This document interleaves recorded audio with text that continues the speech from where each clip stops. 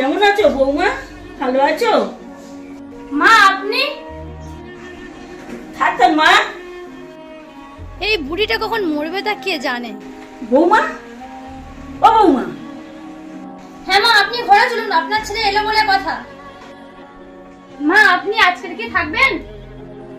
হ্যাঁ মা, আমার যে শরীরটা খুব খারাপ, তাই ভাবছিলাম মাসখানেক থাকবো।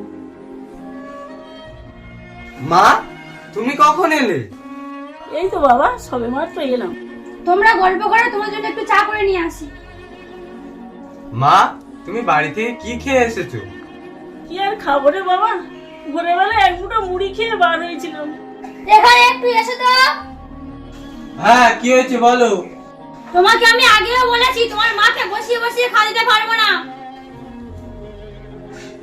আর যদি থাকে তো আমি বাপের বাড়ি চলে যাচ্ছি, এত কাজ করতে পারবো না আমি।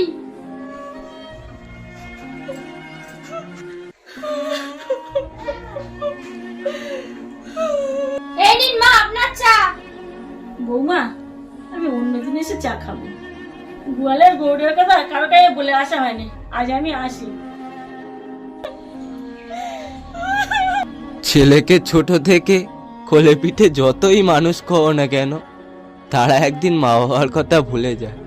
হ্যাঁ, এটাই আজকালের বাস্তবতা।